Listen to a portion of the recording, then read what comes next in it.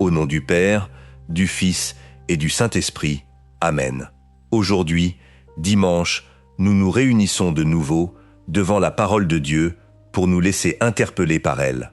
Avant de commencer, élevons notre cœur reconnaissant vers le ciel, car chaque nouveau jour est un don immérité, une occasion renouvelée de nous rapprocher de celui qui nous a formés avec amour. Merci Père, de nous garder debout, de nous donner du souffle quand la fatigue nous atteint, et de ne jamais te lasser de nous attendre les bras ouverts. Aujourd'hui, nous voulons nous remettre entièrement entre tes mains, abandonnant à ta providence tout ce qui nous inquiète, confiant que ta volonté, même lorsque nous ne la comprenons pas entièrement, recherche toujours notre bien véritable. Nous te demandons protection pour ce jour et pour ceux qui viendront. Garde nos pas, protège notre foyer, couvre de ton manteau ceux que nous aimons et libère notre cœur de tout ce qui pourrait nous éloigner de toi. L'évangile de ce dimanche nous présente une parabole simple, mais profondément révélatrice. Un homme sème du bon grain dans son champ, et pendant que tous dorment, un ennemi vient et répand de l'ivraie parmi le blé. Lorsque les ouvriers découvrent ce qui s'est passé, ils veulent aussitôt arracher la mauvaise herbe, mais le maître les arrête. Laissez-les croître ensemble jusqu'à la moisson, de peur qu'en arrachant l'ivraie, vous n'arrachiez aussi le blé. Cette image si quotidienne renferme un enseignement qui traverse toute une vie de foi. La patience de Dieu, son respect pour notre liberté et la certitude qu'à la fin, tout sera remis à sa juste place. Avant de poursuivre cette réflexion, je t'invite à faire une pause et à écrire, si tu le souhaites, quelques mots qui naissent de ton propre cœur. Cela peut être aussi simple que ceci. Seigneur, aide-moi à être du bon grain dans ton champ et à avoir de la patience avec l'ivraie que je rencontre sur mon chemin. Partager cette intention t'aide non seulement à intérioriser ce que nous méditons aujourd'hui, mais elle peut aussi être une petite lumière pour quelqu'un d'autre qui traverse un moment difficile et qui a justement besoin de lire ces mots. Arrêtons-nous donc sur 4 idées qui nous aideront à mieux comprendre ce passage et à le porter dans notre vie quotidienne. Tout d'abord, pensons au royaume de Dieu comme une réalité déjà présente parmi nous, même si elle ne se manifeste pas encore dans toute sa plénitude. Notre passage sur cette terre est bref, à peine un tronçon d'un chemin bien plus long qui nous conduit vers une patrie définitive. C'est pourquoi nous ne devons pas trop nous attacher à ce que nous vivons ici, mais toujours regarder un peu plus loin, gardant le regard fixé sur l'espérance éternelle. Il est vrai qu'il existe dans ce monde des forces contraires au projet de Dieu, des tensions qui cherchent à nous détourner, des ombres qui croisent notre chemin. Mais il est également vrai que cette emprise adverse est limitée, passagère, et que la bonne nouvelle continue d'avancer silencieusement, non par la force ni par l'imposition, mais à travers une annonce sereine qui transforme les cœurs de l'intérieur. Celui qui nous a montré le chemin vers ce royaume l'a fait par des gestes d'amour, de justice, de don de soi et de service. Et nous, en tant que disciples, sommes appelés à poursuivre ce même sentier, en vivant d'une manière cohérente avec ce que nous croyons, en semant de petits actes de bonté qui, même s'ils paraissent insignifiants, contribuent à ce que ce royaume de Dieu continue de croître jusqu'à se manifester pleinement. Ensuite, arrêtons-nous sur cette phrase qui dit que pendant que tous dormaient, l'ennemi a semé l'ivraie et s'en est allé sans être vu. Cette image nous rappelle que la vigilance spirituelle ne peut pas prendre de vacances. Nous sommes appelés à marcher chaque jour vers une vie plus intègre, confiant que la grâce divine nous soutient et nous protège de ce qui pourrait nous détourner. Elle nous rappelle aussi quelque chose d'inconfortable, mais nécessaire.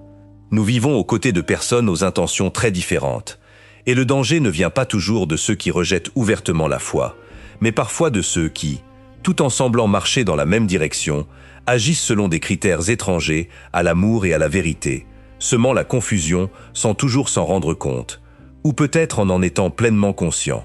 Face à cela, il nous est demandé du discernement, un cœur éveillé, et le courage de demander à Dieu l'intégrité nécessaire pour ne pas nous laisser entraîner par ce qui n'édifie pas. Troisièmement, et ici il convient de regarder vers l'intérieur, demandons-nous comment reconnaître le blé de l'ivraie dans notre propre existence. Lorsque nos actions sont lumineuses, tôt ou tard elles deviennent évidentes. Et il en va malheureusement de même pour celles qui ne le sont pas.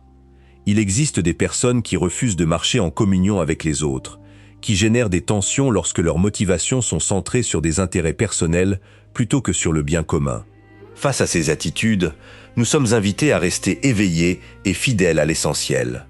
Mais il existe aussi, et heureusement en grand nombre, des personnes qui vivent leur don de soi avec simplicité, sans rechercher aucune reconnaissance, se mettant au service de ceux qui les entourent, que ce soit dans leur communauté, leur famille ou leur entourage le plus proche. Leurs œuvres, souvent silencieuses, sont tissées d'un amour authentique, et bien qu'elles ne recherchent aucune récompense, elles reçoivent la bénédiction qui soutient et accompagne ceux qui vivent le cœur donné.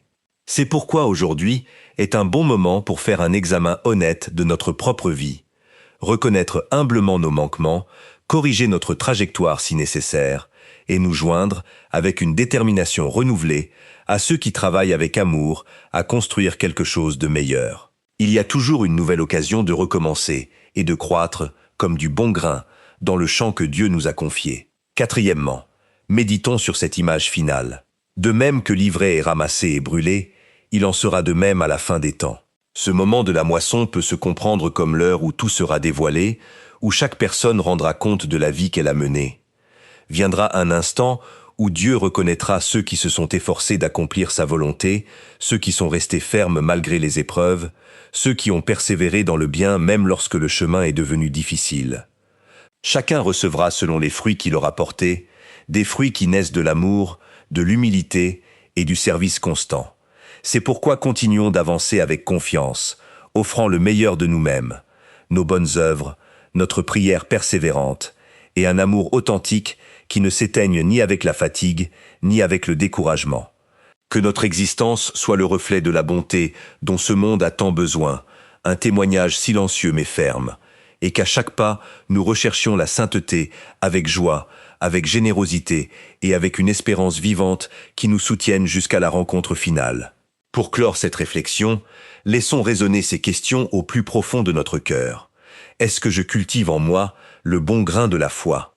Est-ce que je reconnais que Dieu m'offre du temps pour me convertir et grandir en sainteté? Quels fruits ma vie porte-t-elle en ce moment? Est-ce que je permets vraiment à la parole de transformer mon intérieur? Prions ensemble. Père Céleste, merci d'avoir semé en nous la graine de ta parole. Aide-nous à croître comme du bon grain dans ton champ, à vivre avec authenticité et à ne pas nous décourager face aux difficultés. Nous te le demandons par Jésus-Christ, notre Seigneur, qui vit et règne avec toi dans l'unité du Saint-Esprit, et qui est Dieu pour les siècles des siècles. Amen. Que la bénédiction de Dieu t'accompagne abondamment en ce jour et en chacun de ceux qui viendront. Au nom du Père, du Fils et du Saint-Esprit. Amen. Que tu passes une journée pleine de paix, de lumière et d'espérance. À bientôt pour une nouvelle réflexion.